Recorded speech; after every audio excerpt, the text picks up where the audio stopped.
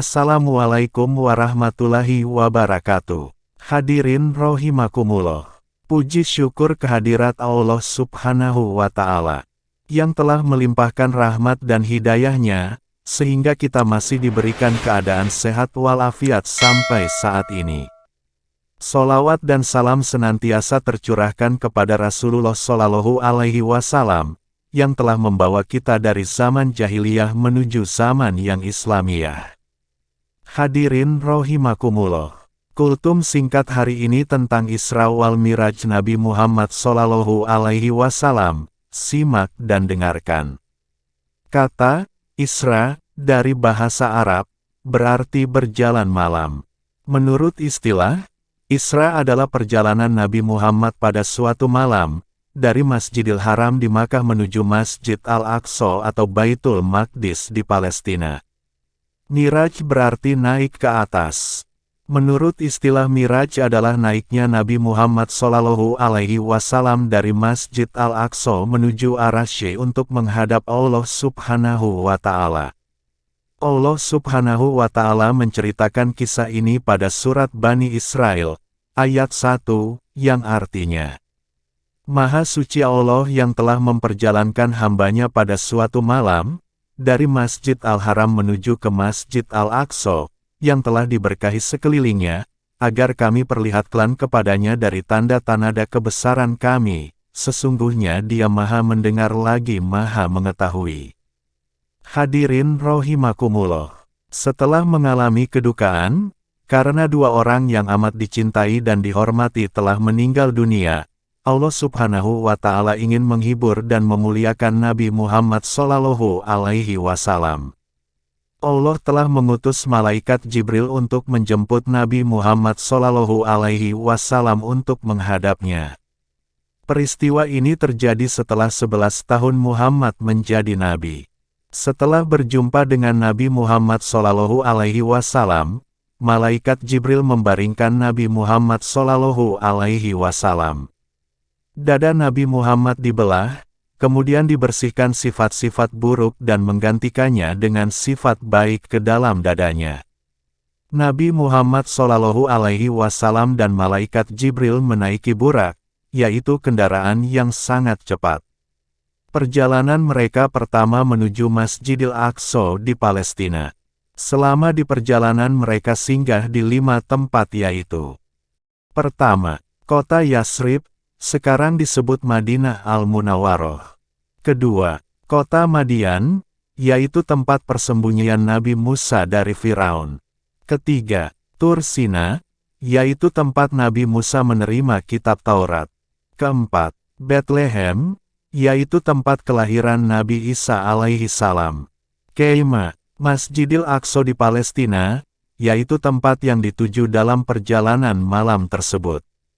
Palestina merupakan tempat suci ketiga setelah Makkah dan Madinah. Pada tiap persinggahan, Nabi Muhammad Shallallahu Alaihi Wasallam selalu melakukan salat 2 rakaat. Sesampainya di Masjidil Aqsa, disuguhi 2 buah gelas yang masing-masing berisi susu dan arak. Nabi Muhammad Shallallahu Alaihi Wasallam mengambil sebuah gelas yang berisi susu. Kemudian malaikat Jibril mengucapkan selamat padanya karena beliau telah memilih yang baik bagi dirinya dan umatnya. Setelah menjadi imam, Rasulullah diangkat ke Sidratul Muntaha untuk menghadap Allah Subhanahu wa Ta'ala bersama malaikat Jibril. Dalam perjalanan menuju Sidratul Muntaha, Nabi Muhammad dan malaikat Jibril singgah di 7 lapis langit yaitu: langit pertama bertemu dengan Nabi Adam alaihi salam. Langit kedua bertemu Nabi Yahya dan Nabi Ishak alaihi salam. Langit ketiga bertemu Nabi Yusuf alaihi salam. Langit keempat bertemu dengan Nabi Idris alaihi salam. Langit kelima bertemu dengan Nabi Harun alaihi salam. Langit keenam bertemu dengan Nabi Musa alaihi salam. Langit ketujuh bertemu dengan Nabi Ibrahim alaihi salam. Hadirin rahimakumullah. Setelah melewati ke-7 lapis langit tersebut, Nabi Muhammad diajak ke Baitul Maqmur yaitu tempat malaikat melaksanakan tawaf. Kemudian naik ke Sidratul Muntaha dan dalam perjalanan ini malaikat Jibril tidak ikut serta. Kemudian Rasulullah bertemu dengan Allah Subhanahu wa Ta'ala. Dalam pertemuan tersebut Allah Subhanahu wa Ta'ala merintahkan kepada Nabi Muhammad untuk melaksanakan salat sebanyak 50 waktu. Ketika hendak turun Nabi Muhammad bertemu dengan Nabi Musa alaihi salam, dan beliau bercerita tentang perintah salat yang diterimanya dari Allah Subhanahu wa Ta'ala. Mendengar cerita tersebut Nabi Musa menyuruh Nabi Muhammad Shallallahu Alaihi Wasallam untuk menghadap Allah kembali guna meminta keterangan. Nabi Muhammad berulang kali menghadap Allah untuk memberikan keringanan. Akhirnya Allah memberikan keringanan perintah salat kepada Nabi Muhammad menjadi 5 waktu setiap harinya. Allah memberikan pahala yang sama bagi umat Nabi Muhammad seperti melaksanakan salat sebanyak 50 waktu. Setelah peristiwa itu Nabi dikembalikan ke Makkah. Perjalanan Isra, Miraj merupakan peristiwa yang sulit dinalar logika. Bagaimana mungkin perjalanan sejauh itu hanya ditempuh dalam 1 malam? Perjalanan dari Masjidil Haram menuju Baitul Maqdis, dan dari Baitul Maqdis menuju langit dunia sampai akhirnya Nabi Muhammad Shallallahu Alaihi Wasallam bertemu dengan Rabb-Nya langsung, tanpa ada penghalang hijab. Rasulullah menyadari kejadian yang dialaminya itu di luar nalar. Oleh karena itu beliau sudah berprasangka dan cemas terlebih dahulu, jangan-jangan umatku tidak akan mempercayai semua ini, pikir Rasulullah, tapi, bagaimanapun ini adalah kebenaran dan ini nyata. Beliau mengalami sendiri semua yang beliau rasakan pada perjalanan 1 malam itu. Sebagai sebuah kebenaran, harus beliau sampaikan. Bukankah salah satu sifat wajib Nabi adalah sidik, jujur, dan amanah dapat dipercaya? Beliau tetap harus menyampaikan kisah ini apa adanya, tidak ditambah-tambahi ataupun dikurangi. Peristiwa Isra, Miraj ini merupakan ujian bagi umat Islam saat itu. Mereka yang tulus keimanannya, semakin bertambah iman. Sementara mereka yang imannya masih lemah, tidak sedikit yang menyatakan kufur. Perjalanan Isra Miraj telah usai. Hadirin rahimakumullah. Nabi Muhammad Shallallahu Alaihi Wasallam dalam menerima wahyu mengalami peristiwa yang tidak pernah dirahasiakannya. Peristiwa Isra dan Miraj Nabi Muhammad dalam waktu yang singkat telah tersiar ke seluruh kota Makkah.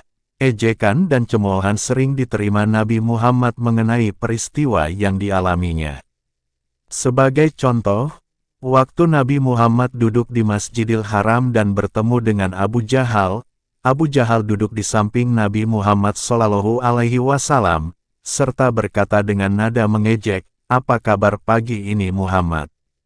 Adakah sesuatu yang engkau anggap penting yang engkau terima dari Tuhanmu?" Nabi Muhammad menjawab, "Ya, tadi malam aku telah diisrakan." Abu Jahal bertanya, "Kemana?" Nabi menjawab, "Ke Baitul Maqdis." Kata Abu Jahal, "Kemudian pagi ini engkau telah ada di sini." Nabi Muhammad menjawab, "Iya." Mendengar jawaban itu Abu Jahal tertawa dan mengejek serta berkata, "Beranikah engkau menceritakan perkataanmu itu kepada penduduk Makkah? Saya akan mengumpulkan mereka di sini, lalu sampaikan perkataanmu kepada mereka." Nabi menjawab, "Baiklah, saya akan menerangkan peristiwa ini kepada mereka." Peristiwa ini. Setelah penduduk Makkah berkumpul di Masjidil Haram, kemudian Nabi menceritakan peristiwa Isra Miraj dari awal sampai akhir, tidak ada sedikit pun yang terlewat. Kejadian ini menjadikan mereka yang sudah masuk Islam berbalik menjadi murtad. Tetapi bagi umat Islam yang kuat imannya tidak tergoyahkan dan tidak terpengaruh oleh ejekan itu, sebab mereka telah yakin akan kebenaran Nabi Muhammad. Lain halnya dengan Abu Bakar, ia mempunyai sikap yang berbeda dengan yang lain. Setelah didatangi oleh orang-orang yang merasa sangsi dengan peristiwa Isra dan Miraj, ia mendatangi Nabi Muhammad Shallallahu Alaihi Wasallam. dan meminta penjelasannya kepadanya. Peristiwa yang diceritakan oleh Nabi Muhammad SAW langsung diterimanya. Oleh sebab itu Nabi Muhammad memanggilnya dengan sebutan Asyidik. Jangan-jangan umatnya tidak akan mempercayainya, pikir beliau cemas. Mendengar keganjilan itu, orang-orang mulai gaduh. Ada yang bertepuk tangan, ada pula yang meletakkan tangan di kepala sebagai ekspresi rasa kagum. Begitulah cara orang Arab mengekspresikan kekagumannya. Tampaknya rencana Abu Jahal mulai berhasil.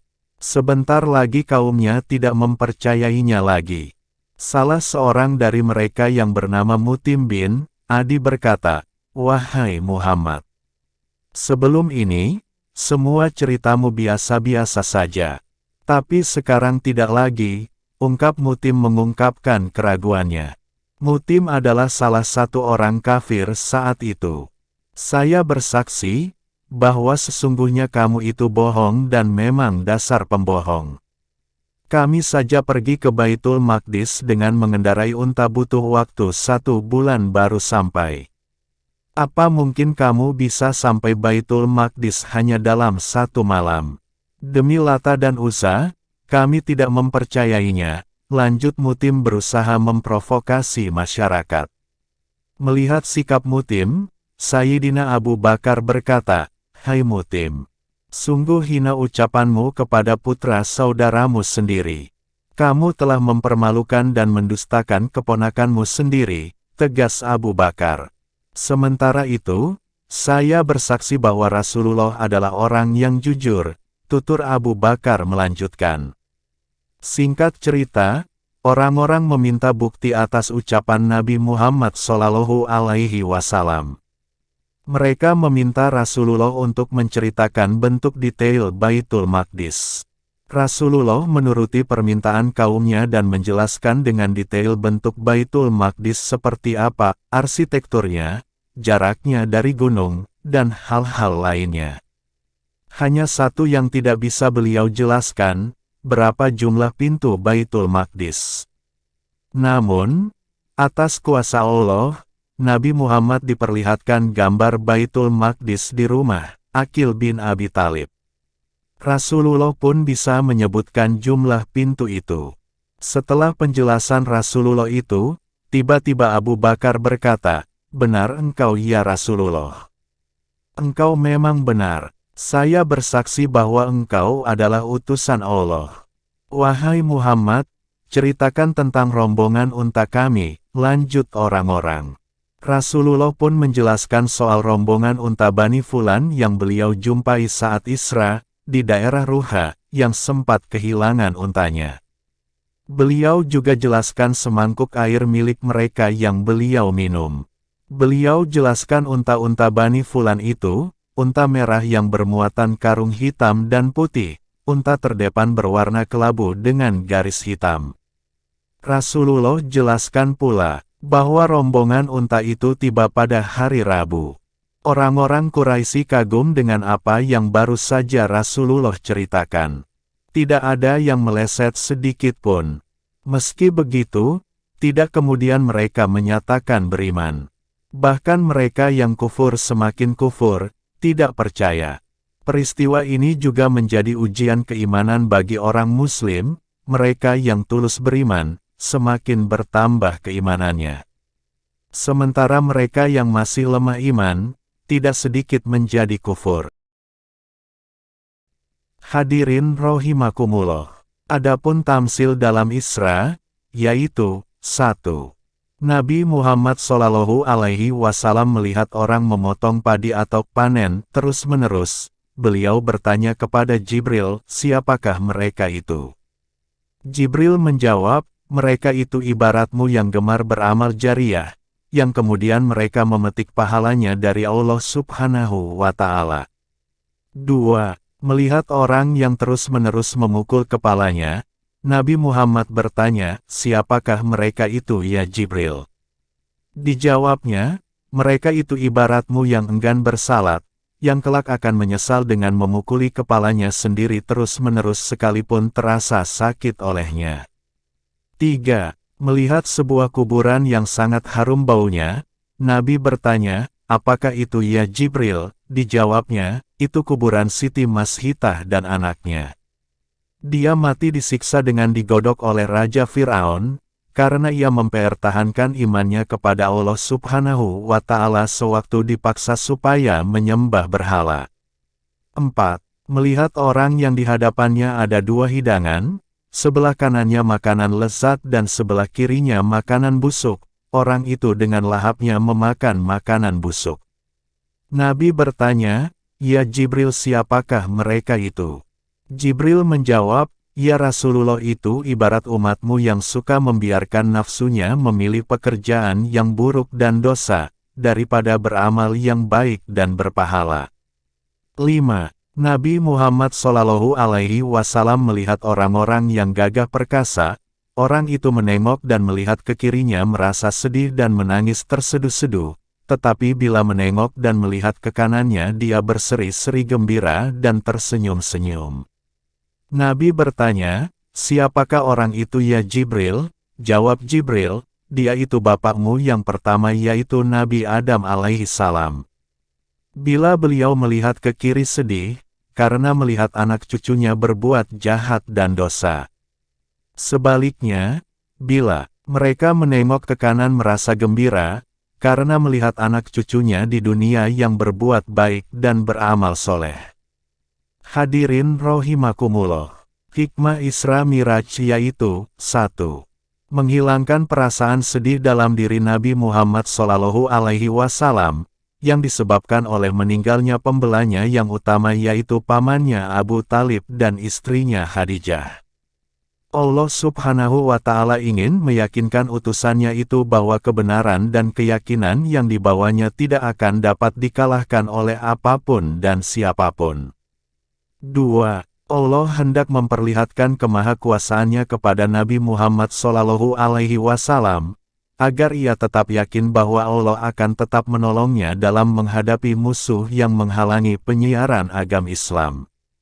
3. Allah mempertemukan dan memperkenalkan Nabi Muhammad SAW dengan para nabi dan rasul terdahulu, agar dapat menambah semangat dan keyakinannya. 4. Allah memperlihatkan kepada Nabi Muhammad SAW, bekas kejayaan bangsa-bangsa terdahulu yang hancur luluh karena kedurhakaan kepada Allah dan Rasul-Nya.